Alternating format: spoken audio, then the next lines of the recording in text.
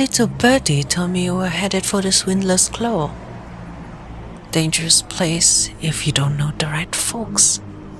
If you've got the coin, I can take you there. I'll introduce you to some colleagues of mine. Just don't make the mistake thinking that anyone you meet around those parts is trustworthy. Half the town will shift you as soon as they look at you. The other half will just pickpocket you. The good news is, if you give me your coin now, you won't have to worry about misplacing it when we get there.